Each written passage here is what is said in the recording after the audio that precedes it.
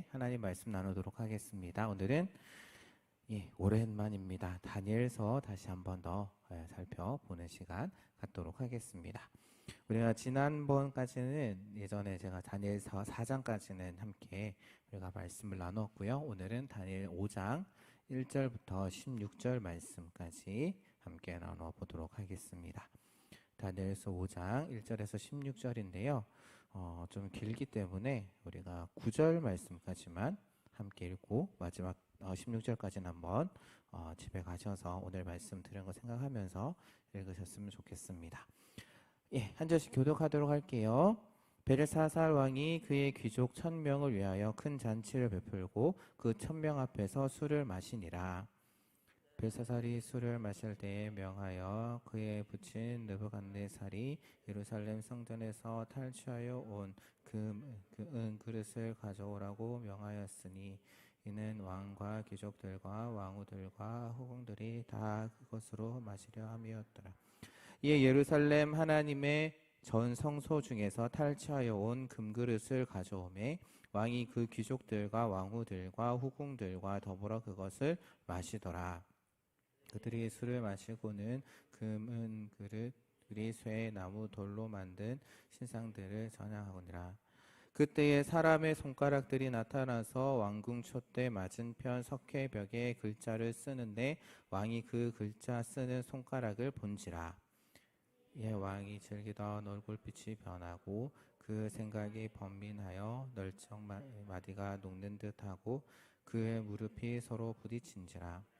왕이 크게 소리질러 술객과 갈대아 술사와 점쟁이를 불러오게 하고 바벨론의 지혜자들에게 말하되 누구를 막론하고 이 글자를 읽고 그 해석을 내게 보이면 자주색 옷을 입히고 금사슬을 그의 목에 걸어주리니 그를 나라의 셋째 통치자로 삼으리라 하니라. 그때에 왕의 지혜자가 들어왔으나 능히 그 글자를 읽지 못하며 그 해석을 왕께 알려주지 못하는지라. 함께 읽겠습니다.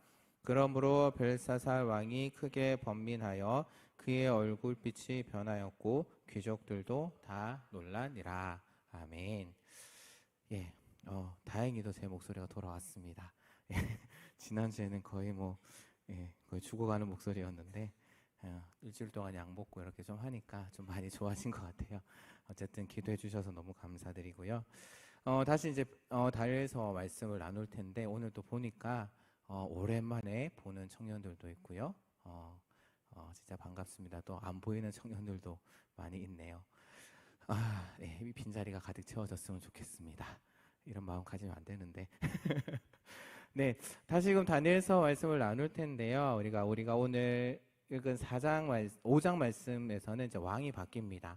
그러니까 지난 4장까지는 그 배경이 느부갓네살 왕이었습니다. 느부갓네살 왕이었는데 그래서 4장에서는 느부갓네살 왕의 꿈의 이야기를 다루었었죠. 아마 기억이 나실란가 모르겠습니다. 하도 오래전 일이어서.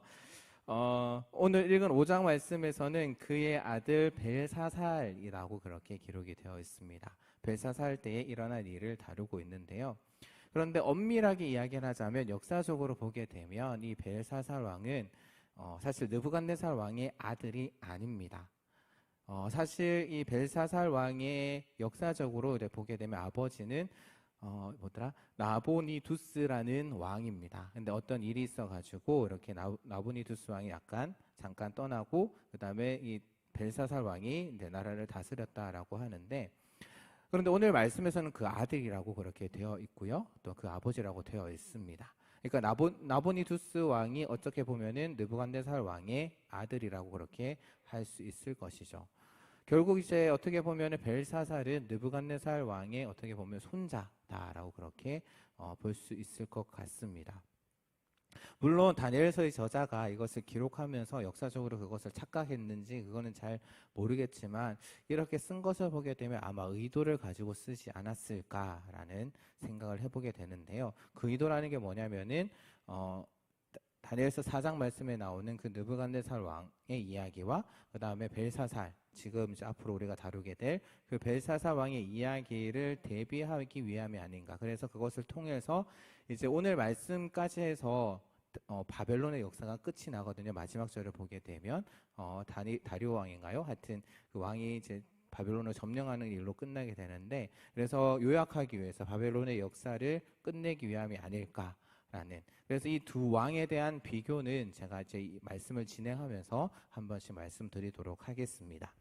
오늘 말씀을 시작해 보게 되면 벨사살 왕이 그 귀족 1000명을 위하여서 큰 잔치를 베풀었다라고 되어 있습니다.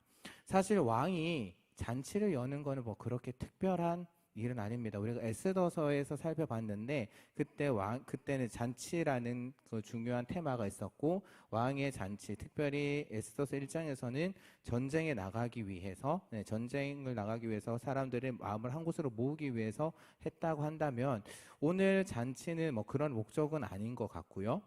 보게 되면은 왕후들, 후궁들도 참석했습니다. 이것도 어떻게 보면 왕이 참석하는 자리이기 때문에 당연히 이제 왕후들과 후궁들도 참석을 했었어야 했죠. 그리고 또 왕이 베푼 자리에 몇 명이 모였냐면은 1000명이라는 사람이 모였다라고 합니다.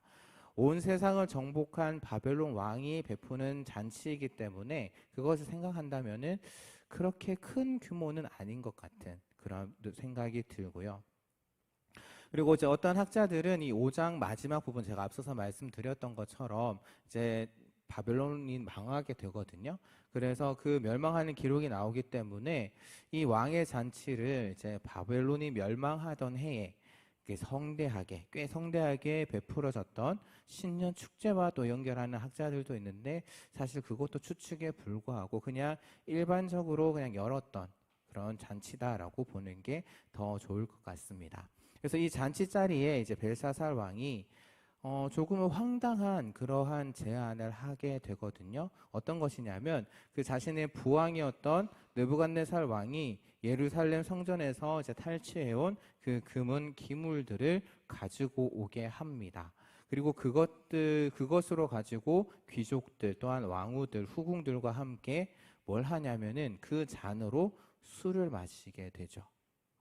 그런데 사실 이 행동이 술 취하기 이전의 행동이건 아니면은 술 마시고 난 이후에 뭐 취기가 올라와서 한 행동이건, 사실 이러한 벨사살 왕의 행동은 사실 우리의 시각뿐만 아니라요, 바벨론의 그 관점에서도 사실은 어떻게 보면 조금은 신성모독적인 그러한 행위다라고 합니다. 아무리 지금 예루살렘 점령지에서 약탈한 것이다라고 할지라도 성전 기물은 누구에게 속한 거예요?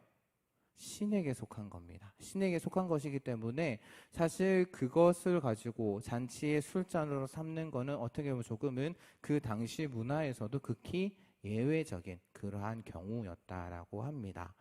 그러니까 어떻게 생각하면 지금 벨사살 왕은 어떻게 보면 조금 파렴치한 그러한 행동을 하고 있다라고 볼 수 있는 것이죠. 그리고 또한 벨사살 왕이 술잔으로 사용하고 있는 이 기물들, 느부갓네살 왕은 어떻게 이렇게 이 기물들을 처리를 했냐면은 예루살렘에서 약탈을 하고 난 뒤에 자기 신들, 그러니까 무로닥 신의 신전에 가져다가 신들의 보물 창고에 고이 모셔다 두었습니다. 그런 행동과는 사실 좀 많이 대조가 되는 그러한 행동이죠. 예루살렘 성전 기물이 비록 그것이 전쟁을 통해서 얻은 전리품이다라고 할지라도 느부갓네살 왕은 그것에 어떻게 보면 신성을 인정을 해서 마르둑 신전의 보물 창고에 두었는데, 그 아들 벨사살, 다음 왕인 벨사살 왕은 그것을 오히려 술맛을 더하기 위한 술잔으로 그렇게 사용하고 있는 그런 모습, 아주 대조적인 모습을 볼 수가 있게 되죠. 여기서 이제 4장 말씀과 조금 대조가 됩니다. 4장 말씀을 보게 되면 느부갓네살 왕의 꿈의 이야기가 나오는데, 거기에 말씀을 보게 되면 교만하게 행동을 했습니다. 이 세상이 다 내 것이다 라고 이야기를 하면서, 내가 다 이룬 것이다 라고 하면서 교만하게 행동하다가 결국에는 느부갓네살 왕이 보좌에서 쫓겨나게 되죠. 그래서 왕권을 다시 잃게 됩니다. 그리고 정말 짐승과 같은 그러한 삶을 살다가 결국에 다시금 하나님께서 그 왕권을 회복시켜 주셨죠. 아마 벨사살 왕은 이러한 사건이 있다라는 것을 기억하지 못한 채 그냥 자신의 자신의 부왕이 가지고 왔던 그 약탈해온 그 성전 기물만 생각을 했던 것 같습니다. 그러니까 그런 생각이었겠죠. 아마 제 앞에서도 잠깐 말씀을 드렸던 것 같은데, 예전에 한번 말씀드렸던 것 같은데, 그 당시는 나라와 나라와의 전쟁이지만 결국 그 나라가 섬기는 신들과 신들의 싸움이었거든요. 결국 그렇게 본다면은 지금 무로닥신이 이스라엘 백성들이 섬기는 신을 이겼기 때문에 어떻게 보면 그 여호와 하나님도 결국에는 우리의 전쟁 포로다. 그렇기 때문에 거기에 있는 기물들 내 마음대로 해도 될 것이다 라는 그러한 생각을 했을지도 모르겠습니다. 그런데 이런 벨사살 왕의 그러한 파렴치함, 어떻게 보면 좀 방자한 그런 것이 신성 모독을 넘어서 어떻게까지 나아가냐면은 우상 숭배로까지 나아가게 됩니다. 그러니까 오늘 말씀들을 보게 되면 벨사살 왕은 그곳에 모인 그 벨사살 왕 그리고 그곳에 모인 자들은 예루살렘 성전 기물로 술을 마시면서 어떤 일까지 했냐면은 금, 은, 구리, 쇠, 나무, 돌로 만든 신들을 찬양했다, 섬겼다. 거기에 이제 술을 바쳤겠죠. 그러니까 여호와께 전제로 드리기 위해서 만들었던 그러한 기물로 오히려 바벨론 신에게 이렇게 바치게 되는 그러한 일. 어떻게 보면 교만하고 경솔한 우상 숭배자들에 의해서 여호와 하나님께서 철저하게 모독당하시는 그러한 모습을 오늘 말씀을 통해서 우리가 확인해 볼 수가 있습니다. 그래서 그런 건지는 모르겠지만 이때 이제 하나님께서 반응을 하시게 되죠. 어떻게 하시냐?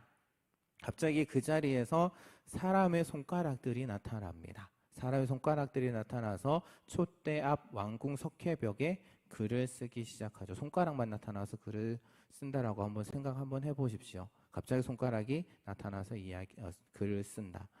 사실 벨사살 왕이 이 손가락을 본 것은 조금 특별한 일입니다. 그러니까 성경에서 보게 되면은 이제 이 손가락, 하나님의 손가락이라는 표현이 몇 군데 나오긴 하는데, 특별히 하나님께서 모세에게 십계명을 주실 때, 그러니까 처음 말고요 두 번째로 주실 때 어떤 기록이 있냐면은 하나님께서 직접 친히 쓰신 것이다라는 그러한 기록이 나옵니다. 출애굽기 31장 18절 말씀을 보게 되면 하나님께서 친히 쓰셔서 모세에게 주셨다라는 그런 기록이 나오는데요. 여기에 친히라는 단어에 사용된 히브리어를 보게 되면 손가락이라고 그렇게 번역을 할 수가 있습니다. 그런 의미도 있기 때문에 결국에는 어떤 의미냐면 하나님께서 모세에게 다시 십계명을 주실 때 모세가 이제 화가 나서 돌판을 깨트렸잖아요. 그래서 다시금 이제 하나님께서 주실 때에 직접 손가락으로 쓰셨다라는 그러한 의미입니다. 그런데 오늘 말씀에서 벨사살과 거기에 모인 사람들이 바로 그 사람의 손가락들, 결국에는 하나님께서 쓰신 것이겠죠. 그 사람의 손가락들을 보게 됩니다. 그래서 아마 하나님께서는 벨사살 왕의 그러한 눈, 그리고 그곳에 모인 사람들의 눈을 여셔서 그 손가락들을 직접 보게 하신 것. 그래서 그것을 통해서 하나님의 의지를 조금 보여주고자 하신 것이 아닐까라는 생각을 해보게 됩니다. 잠치를 잘 즐기고 있는데 술 마시고 이렇게 즐거운 분위기 가운데 갑자기 사람들의 손가락이 딱 나타나서 글씨를 쓰면 여러분들은 어떠시겠습니까? 정말 이런 표현을 써서 좀 그렇긴 한데 기절초풍할 그러한 일이죠. 오늘 말씀에서도 보게 되면 그 잔치의 여흥이 한순간에 사람들의 손가락들이 나타남으로 인해서 깨지게 됩니다. 그래서 여흥이 사라진 그 자리에는 무엇이 채우냐면은 두려움과 공포가 대신 그 자리를 차지하게 되죠. 특히 공포에 사로잡힌 벨사살 왕의 반응이 자세히 나옵니다. 왕의 안색이 변했고요. 놀라서 사지가 풀리고 무릎이 떨려서 서로 부딪힐 정도로 아주 극한 그러한 공포에 사로잡히게 되죠. 그러자 이제 왕은 급하게 바벨론의 지혜자들을 부르게 됩니다. 그래서 많은 상급들을 약속을 하면서 자주세곡과 금사슬과 나라의 셋째 통치자가 되게 해주겠다라고 그렇게 하면서 벽에 쓴 글씨를 읽고 해석하라라고 명령을 내립니다. 그러니까 자주세 옷은 이제 왕족이나 귀족들이 입던 옷이었고, 목에 거는 금사슬은 귀한 장식이었고, 사실 셋째 통치자라는 말이 조금은 논란이 되는 건데요. 서열의 세 번째 지위일 수도 있고 아니면은 왕궁의 고위직일 수도 있는 그러한 직이다라고 보시는 것이 좋을 것 같습니다. 그래서 이렇게 조금 어떻게 보면은 큰 상급이죠. 큰 상급을 약속하면서 큰 상급을 약속하면서 이제 제안을 했지만 오늘 말씀들을 보게 되면 여전히 바벨론의 지혜자들은 그것을 해석하지 못합니다. 느부갓네살 왕이 꾸었던 꿈도 해석 못했던 그들이 결국에는 그 글자도 읽지 못하는 자신들의 무능함을 보게 되는 것이죠. 그러니까 읽지 못하니까 당연히 해석도 안 되겠죠. 해석도 안 될 것입니다. 앞서서 느부갓네살 왕이 꾸었던 그런 두 번의 꿈들도 사실은 그냥 일반적인 그런 꿈이 아니라 바로 하나님께서 그에게 꾸게 했던 그런 꿈이었기 때문에 그건 역시도 바벨론의 지혜자들이 알기에는 역부족이었던 것처럼 오늘 말씀에서도 하나님께서 직접 쓰신 것이기 때문에 바벨론의 지혜자들이 알아보기는 힘들었던 것입니다. 그리고 뜻을 알면은 바벨론의 지혜자들은 이제 그 어떤 일이 일어나게 되면 그것이 어떤 의미를 가지느냐 알게 되면은 그것이 나쁜 것이면은 자신의 그런 주술적인 행동을 통해서 부정적인 결과라든지 그런 것들을 조금은 막아보기라도 할 텐데 읽을 수도 없고 해석할 수도 없으니까 오늘 말씀을 보게 되면 왕뿐만 아니라 이런 주술사들까지도 그런 두려움이 더 커졌다라고 이렇게 오늘 말씀에서 이야기를 하고 있습니다. 오늘 우리가 읽진 않았지만 10절 말씀에 그래서 이러한 상황 가운데 누가 등장을 하냐면은 바로 그런 혼란스러운 상황을 보고받은 왕비가 이 자리에서 등장을 하게 됩니다. 그래서 이 문제, 지금 이들이 겪고 있는 그 문제를 해결할 수 있는 그러한 길을 알려주게 되는데요. 그런데 읽어보게 되면은 벨사살 왕이 모르던 그러한 왕궁의 역사를 자세히 알고 있는 것으로 보아서 여기서는 벨사살 왕의 왕비라기보다는 왕의 아내가 아니라 아마 왕의 어머니가 아닐까, 어머니를 나타내는 것이 더 적절하지 않을까 합니다. 그리고 또한 그 고대 근동의 모습들을 보게 되면 왕의 어머니는 어떤 특별한 정치적인 그런 지위 또한 영향력을 인정받아서 왕에게 직접 나아가서 조언을 할 수 있는 또한 제안을 할 수 있는 그러한 위치에 있었다라고 하는데요. 그래서 오늘 말씀에서 제 왕비가 아니라 모후라고 할 수 있죠. 어머니인 모후가 이제 그 부왕인 느부갓네살 왕이 등용했던 다니엘을 그 벨사살에게 소개를 해주고 그리고 그를 불러서 이 문제에 대해서 물어볼 것을 제안을 하게 되는 것입니다. 그런데 이제 오늘 말씀을 나중에 가서 읽어보시게 되면 벨사살 왕은 자기 부왕이었던 느부갓네살 왕의 통치 아래서 어떻게 보면 다니엘이 2인자였거든요. 왕 밑에서 이제 모든 나라를 통치하는 그러한 자리에 있었는데 어떻게 된 것인지 벨사살 왕은 다니엘을 전혀 모르는 것처럼 그렇게 나오게 됩니다. 그래서 이러한 벨사살, 그러니까 왕이 2인자 자리에 있었음에도 그를 다니엘을 몰랐던 이런 벨사살의 모습은 어떻게 보면 이 벨사살 왕이 조금은 어리석은 왕이 아니었나라는 것을 추측해 하게 되고요. 그리고 또한 다니엘이 사실 왕 앞에 등장하는 방식도 이 벨사살을 간접적으로 비판하고 있습니다. 어떤 말씀이냐면은 등장하는 패턴은 똑같아요. 어떤 패턴이냐면은 이제 바벨론의 지혜자들의 무능함이 나타났을 때 다시 다니엘이 나타나서 그 모든 것들을 해결하는 거죠.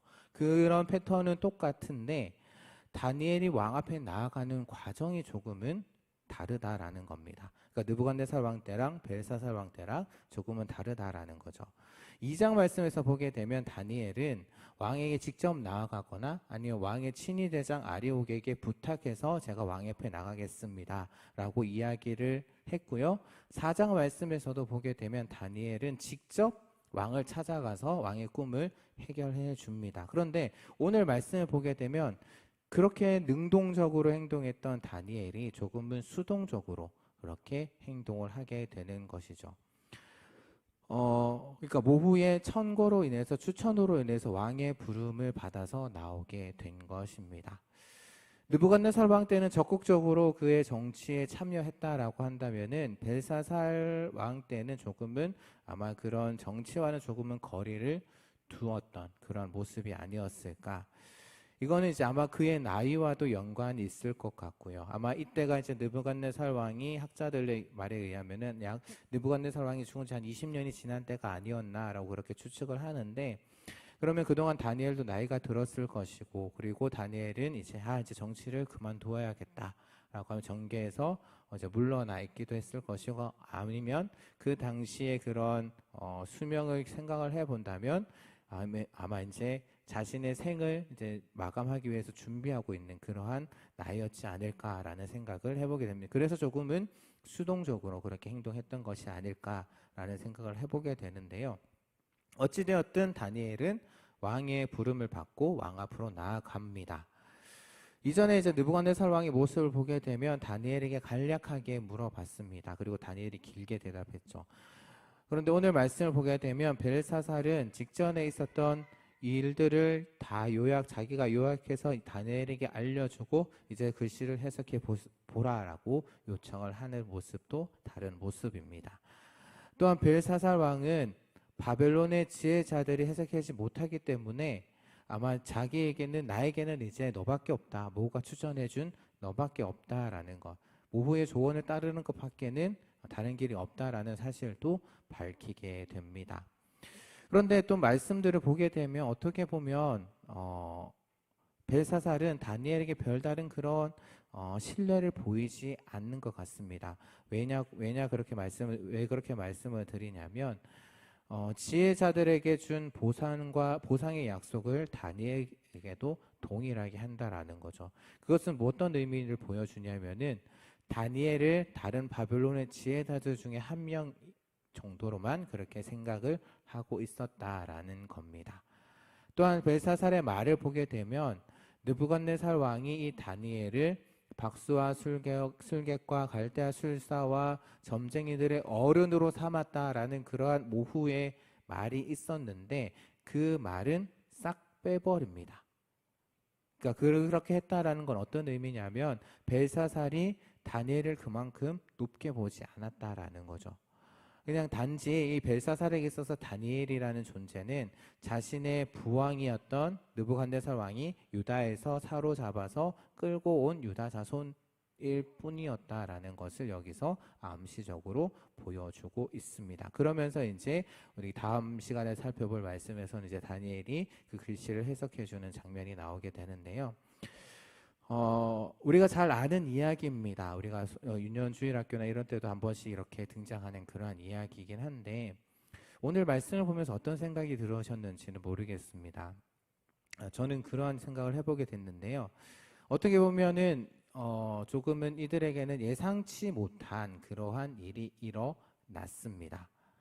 그러니까 그 문제에 대한 해결책을 이 땅의 지혜로는 전혀 해결할 수 없는, 누구도 해결해 줄 수 없었죠. 단지 이 문제를 해결해 줄 수 있는 사람은 단 한 사람밖에 없었습니다. 바로 다니엘. 그리고 그 다니엘을 알아봤고 그 다니엘을 인정했던 사람은 단 한 사람이었죠. 모후가 생각해냈습니다. 이 다니엘이라고 한다면은 이 다니엘은 지금 이 문제를 해결해 줄 수 있을 것이다. 해결해 줄 수 있을 것이다 라고 생각을 했었던 것이죠. 그래서 이제 왕에게 적극적으로 추천을 한 것이겠죠.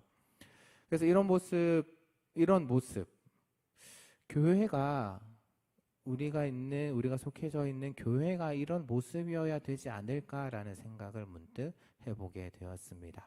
그러니까 어떤 문제가 생겼을 때, 그래서 사람들이 도저히 해결할 수 없는 그런 문제를 만났을 때 사람들이 교회로 찾아와서 어떻게 하면 이 문제를 해결할 수 있겠습니까? 라고 이렇게 물을 수 있는, 이런 말을 들을 수 있는 그런 교회가 되어야 되지 않을까라는, 사실 역사상 그런 일들이 한번 있긴 있었습니다. 어떤 일이냐면은 사도행전 2장 말씀에 보게 되면 오순절 성령 강림 사건이 기록이 되어 있죠.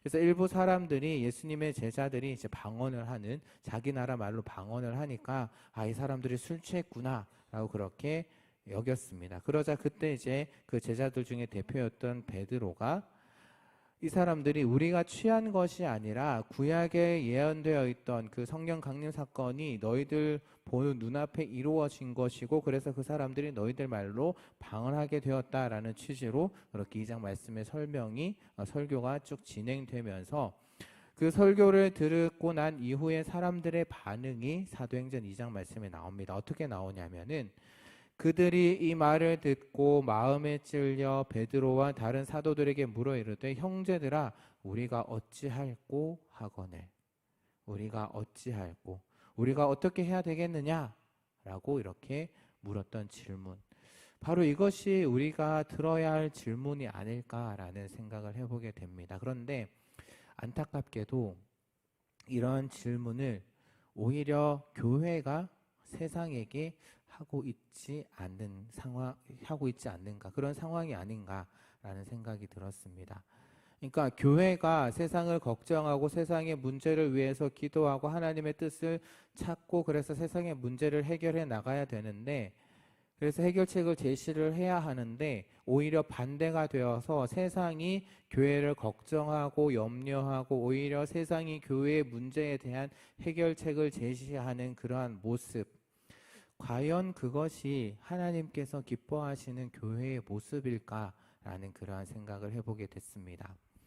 아마 여러분들도 많이 들으신 분들도 계시겠지만 최근 한국 교회의 신뢰도에 대한 조사 결과를 문득 보게 되었습니다. 그런데 참 참담했습니다. 제 개인적으로는 2020년에 교회를 신뢰한다라는 그러한 대답이 31.8%였습니다. 그나마 조금 많은 수치가 나왔는데, 그런데 이제 코로나를 지난 후에 조사했던 그 결과를 보게 되면 그 퍼센트가 18.1%로 뚝 떨어지는 그러한 모습을 보게 됩니다.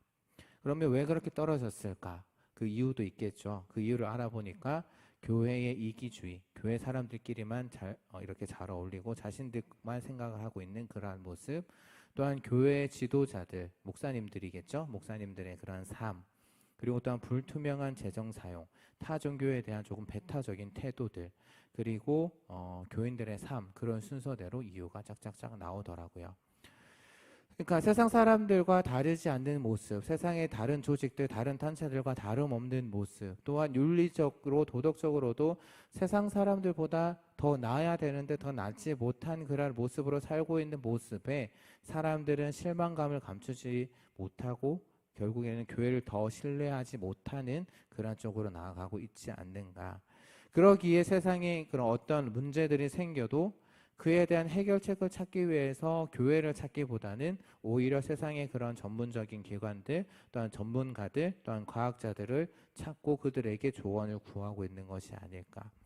물론 그렇게 제가 말씀드린다라고 해서 그들이 오늘 말씀에 나오는 바벨론의 지혜자들처럼 어리석다라고 그런 이야기를 하려고 하는 것은 아닙니다. 하지만 그들도 역시 사람이기 때문에 모든 문제를 다 해결해 줄 수는 없을 것이다 라는 것을 말씀을 드리는 거고요. 제가 안타까운 것은 어떤 것이냐면 어떤 사회적인 그런 문제가 나오고 어떤 이슈거리가, 요즘에 여러 가지 문제들이 나오잖아요. 뭐 분노로 인해서 묻지마 폭행이라든지 그런 사건들이 나오게 되는데, 그런 이슈거리들이 나오면 그것과 관련해서 교회, 더 나아가서 하나님의 뜻이 무엇인지 사람들이 우리들에게 묻지 않고 더 나아가서 그 문제에 대한 해결책을 제시하지 못하는 그러한 교회의 현재 모습, 자신의 이익만 챙기고 자기의 단체만 생각을 하고 어떻게 하면 더 많은 사람들이 모일까, 어떻게 하면 더 많이 헌금을 거둘 수 있을까, 어떻게 하면 더 그 많은 힘을 가질 수 있을까, 여기에만 혈안이 되어서 그런 모습들에 세상 사람들이 실망하고 오히려 교회로부터 등을 돌리고 있는 그런 현재의 모습이 아닐까 합니다.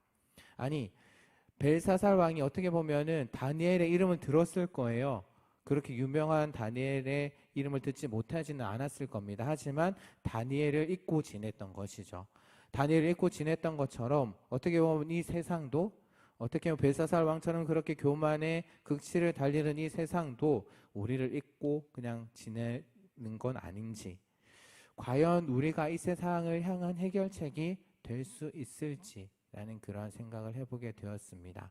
사실 누구의 책임을 묻자고 제가 말씀드리는 것은 아닙니다. 어떻게 보면 교회를 지금 이런 모습으로 만든 거는 저와 또한 어른들, 그런 분들의 좀 책임도 있겠죠. 그렇다라고 해서 교회가 점점 이렇게 사람들의 신뢰를 잃어간다라고 해서 그것을 그냥 가만히 보고 있어도 안 될 것 같습니다. 교회가 지금 이 모습이라고 할지라도요, 제가 말씀드리는 거는 여전히 교회가 희망이 있다라는 것을 말씀을 드리고자 합니다. 또한 교회가 이 세상 가운데서 해결책이 되어야 된다라고 그렇게 저는 생각합니다. 왜? 교회의 주인은 사람이 아니기 때문에, 교회의 주인은 예수 그리스도이시고 예수 그리스도가 이 땅의 유일한 소망이 되시고 예수 그리스도가 이 땅의 유일한 해결책이 되시기 때문인 것이죠.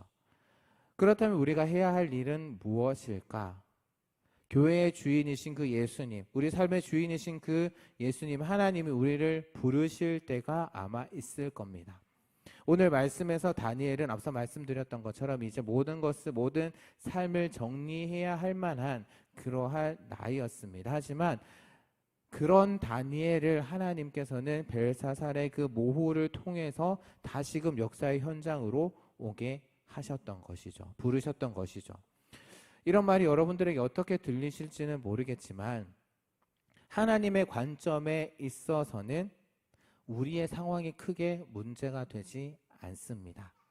우리가 지난주 말씀에서도 기드온에 대해서도 살펴봤는데요. 너무나도 연약한 사람이었던 그 기드온을 하나님의 사사로 부르셨고 여룻바알로 부르셨고, 그리고 또한 그 연약한 기드온, 너무나도 연약한 그 기드온을 하나님의 일을 하기 위해서 점점점 만들어 가시는 하나님의 그런 모습을 우리가 보았습니다. 또한 우리도 하나님의 여룻바알로 부르심을 받았고 그래서 하나님이 우리를 부르실 때에 그래서 아멘으로 순종하면서 나아가야 되는 거죠. 내 형편이 좋아서, 내 형편이 더 나아서 이제는 다른 할 일이 없으니까 이제 하나님의 일을 하겠습니다, 이것이 아니라, 그래서 순종하는 것이 아니라 어떻게 보면은 이제 제가 때가 되었으니 제가 순종하겠습니다 라는 것이 아니라, 어떻게 보면 가장 순종하기 좋은 때는 언제냐면 바로 하나님께서 나를 필요로 해서 나를 부르실 때, 그때가 가장 순종하기 좋은 때가 아닐까 합니다.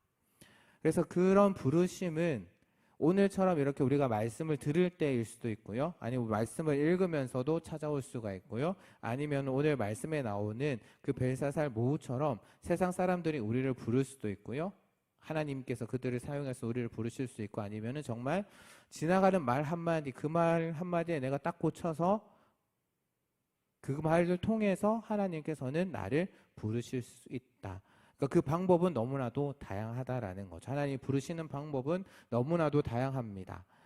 그리고 하나님이 부르실 때 그때가 언제인지 우리는 정확하게 알 수는 없겠지만 우리가 해야 할 일은 무엇이냐면 바로 우리는 그때를 준비하면서 기다려야 하지 않을까 합니다. 그러니까 우리를 어떤 모습으로 부르실지는 모르겠지만 하나님께서 우리를 부르실 때를 기다리면서 지금 나에게 주어진, 여러분들에게 지금 여러분 개인에게 주어진 그 일 가운데 최선을 다하는 것, 그것이 학업이 되었든 직장이 되었든 다른 어떤 일들이 되었든 그 일들에 최선을 다하는 것, 그러할 때에 하나님께서는 여러분들을 이 시대를 향한 하나님의 해결책으로 여러분들을 만들어 가실 것입니다. 그럴 때에 때로는 세상이 우리를 알아주지 않을 수도 있습니다. 우리가 이제 찬양을 할 텐데요. 세상이 우리를 알아주지 않는다라고 할지라도 세상 가운데서 무시당하고 그래서 내 마음이 힘들고 좌절의 순간이 찾아온다라고 할지라도 하나님은 하나님의 때를 기다리고 또 우리를 사용하실 때를 기다리고 계시다라는 것. 그래서 하나님께서 보시기에 이때가 적절하겠다라고 생각하시는 그때에 이 사람이 필요하겠다라고 생각하시는 그때에 하나님께서는 우리들을 사용하실 겁니다. 여러분들을 사용하실 겁니다. 그래서 그 때를 기다리면서 우리에게 주어진 하루하루, 나에게 주어진 정말 귀한 한 시간 하루를 하나님이 선물로 주신 그 귀한 하루의 시간을 최선을 다해서 내게 주어진 그 일에 그것이 뭐 일이 되었든 학업이 되었든 교사로서 사명이 되었든 어떤 일이 되었든 최선을 다하는 그런 여기 모인 모든 청년들 되시기를 바라고요.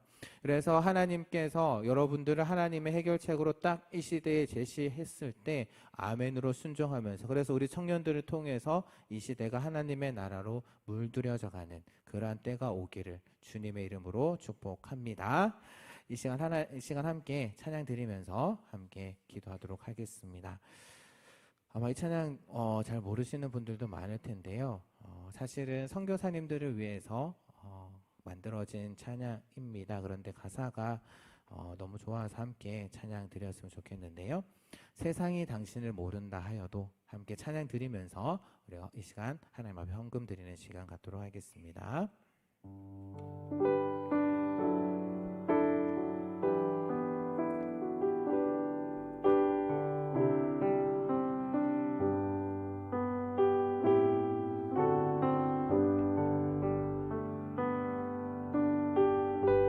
세상이 당신을 모른다 하여도 주님은 그 이름 마음에 새겼네.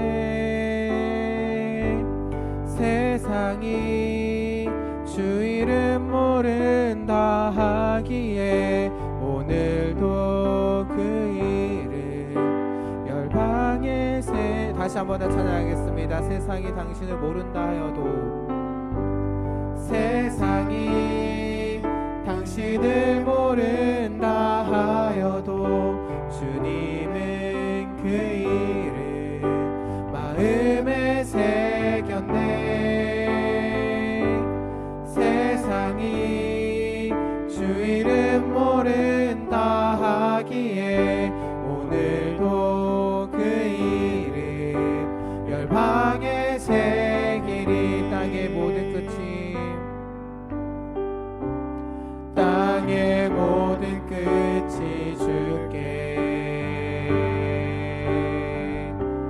돌아오게 되리. 잃어버린 영혼을 향한 아버지의 꿈 당신의 삶을 통해 이루어지리. 세상이 당신을 모른다 하여도 주님은 그 이름 마음에 새겼네. 세상이 주 이름 모른다 하기에 오늘도 그 이름 열방에 새기리. 이 시간 함께 오늘 말씀을 생각하며 기도했으면 좋겠습니다. 하나님께서는 우리를 이 시대에 하나님의 해결책으로 우리를 부르셨습니다. 물론 우리의 힘으로 우리의 지혜로는 감당할 수 없겠죠. 그래서 너무나 두렵고 너무나 놀랍고 너무나 힘들지 않을까 합니다. 하지만 우리가 늘 생각해야 할 것은 우리 뒤에 전능하신 하나님이 계시다라는 것. 전능하신 하나님께서 자신이 필요하신 때에 우리를 하나님의 해결책으로 부르실 때가 올 것입니다. 그러면 우리는 어떻게 살아야 하는가? 그때를 준비하면서 우리에게 주어진, 하나님께서 우리에게 선물로 주신 하루하루를 최선을 다해서 살아야 할 것을 오늘 말씀을 통해서 말씀드렸습니다. 그리고 또 하나님께서 우리를 부르실 때에 그 방법이 어떻게 되었든 내 조건과 내 상황이 되지 않더라도 하나님께서 나를 필요로 해서 나를 부르실 때 그때가 가장 순종하기 좋은 때다라고 말씀을 드렸습니다. 지금 이 세상이 우리를 안아주지 않습니다. 오히려 걱정하고 우리를 바꾸려고 합니다. 하지만 교회의 주인이신 하나님께서는 당신의 백성들을 사용하셔서 교회의 문제뿐만 아니라 이 세대의 문제까지도 해결하실 것입니다. 저는 그 주인공이 여러분들이 되었으면 좋겠는데요. 그렇게 할 때 세상이 우리를 알아주지 않고 인정해주지 않는다라고 할지라도 하나님께서는 우리의 이름을 기억하여 주시고 주님의 일을 위해서 우리를 사용해 주시고 이 시대의 하나님의 해결책으로 우리를 제시하실 것입니다. 그리고 죄송합니다. 있습니다. 그리고 연약한 기도원을 사용하셔서 당신의 일을 이루셨던 것처럼 비록 우리가 연약하고 작고 자격이 없지만 하나님 앞에 신실한 삶을 살아갈 때에 하나님께서는 우리를 사용하셔서 이 시대의 문제를 해결해 나가실 겁니다. 이 시간 함께 기도할 때에 하나님께서 우리를 부르실 때 아멘으로 순종할 수 있는 저희들이 되게 하여 주옵소서. 비록 세상 사람들이 인정해 주지 않는다라고 할지라도 전능하신 하나님께서 내 곁에 계심을 믿고 하나님께서 나에게 맡겨주신 그 일들 최선을 다해서 감당하게 하시되 하나님께서 이 시대의 해결책으로 우리를 제시하실 때에 비록 내 상황이 온전하지 않는다라고 할지라도 아멘으로 순종할 수 있는 저희들이 되게 하옵소서. 저희들을 사용하셔서 이 시대를 하나님의 나라로 물들여 가여 주시옵소서. 세상 사람들이 우리를 찾아와 우리가 어찌할고 물을 수 있는 그런 교회, 그런 저희들이 될 수 있도록 하나님 저희들을 사용하여 주시옵소서라고 이 시간 주여 한번 부르짖고 함께 기도하도록 하겠습니다.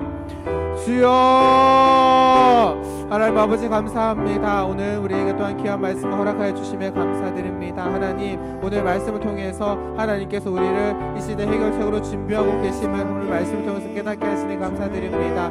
하나님 아버지여 벨사살 왕이 정말 극악무도한 그런 일을 행하였을 때 하나님께서 하나님 사람의 손가락들로 글씨를 쓰셨는데 그것을 해결하지 못하는 바벨론 지혜자들 거기에 대신해서 이제 다니엘이 하나님의 해결책으로 그렇게 제시가 되었습니다. 하나님 다니엘의 상황이 좋아서 그런 것이 아니라 정말 다니엘의 모든 것 삶을 정리할 때에 하나님께서 정말 적절한 때에 하나님께서 다니엘을 고르셔서 하나님 세상 그때 그 당시 문제를 해결했던 것처럼 하나님 아버지여 하나님께서 언젠가 우리를 이 시대로 향한 하나님 아버지 해결책으로 우리를 제시하실 때가 있을 것인데 그때 하나님은 그때를 기다리며 그때를 준비하며 기도함으로 준비하며 하나님 아버지 오늘 나에게 주어진 그 하루하루의 삶 가운데 최선을 다하며 살아가는 그런 저희들의 삶이 될 수 있도록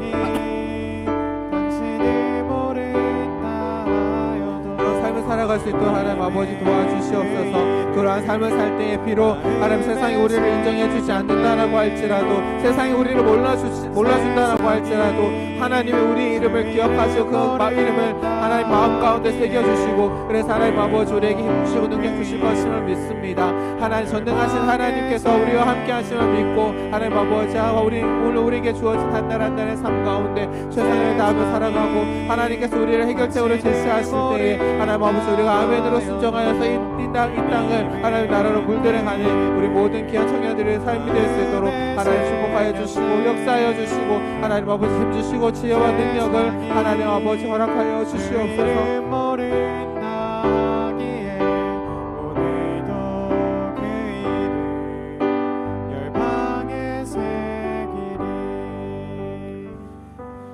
하나님 아버지 감사합니다. 하나님께서 이 시대 가운데 교회 이 세상 가운데 또한 교회를 세워주셨고 그래서 이 세상 가운데 하나님의 나라를 전하기 위해서 교회를 사용하셨습니다. 하지만 지금 교회는 오히려 하나님이 바라시지 않는 하나님이 기뻐하시지 않는 모습들로 가득하고 오히려 세상과 같은 모습으로 세상 사람들의 질타와 비난을 받고 있습니다. 오히려 세상이 교회를 걱정하고 바꾸려고 하고 있습니다. 하지만 우리는 알고 있습니다. 교회의 주인은 사람이 아니라 교회의 주인은 하나님이시다라는 것을. 그리고 또한 그 하나님께서 당신의 백성들을 사용하셔서 교회를 세워나가실 것임을 우리는 믿습니다. 또한 당신의 백성들을 세우셔서 이 시대의 문제들도 해결해 나가실 것임을 또한 믿습니다.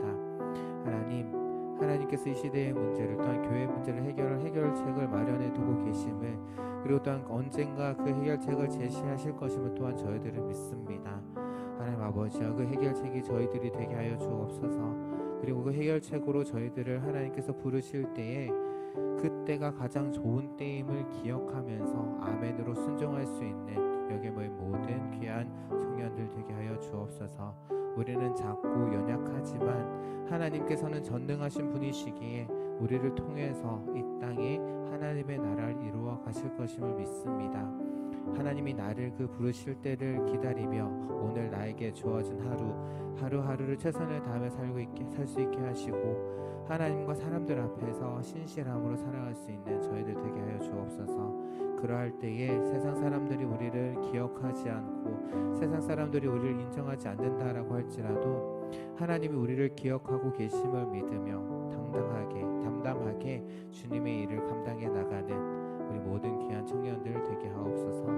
지금 하나님 앞에 귀한 예물을 드리는 청년들이 있습니다. 기쁘게 받아주시고 이 예물을 드리는 청년들의 삶 가운데 늘 함께 하셔서 지치지 않게 하시고 그들의 삶을 놓고 기도할 때에 이들의 기도의 제목들 주님께서 하시니 들어주시옵소서. 그렇던 이 시대 해결책으로 이들이 성장하여서 정말 하나님의 나라로 이 땅을 물들일 수 있도록 하나님 사용하여 주시고 역사하여 주시옵소서. 감사드리며 예수님 이름으로 기도합니다.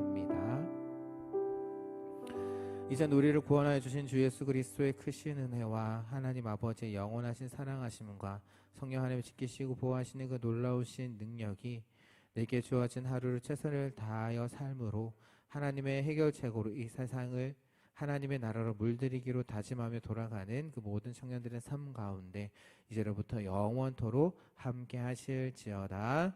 아멘.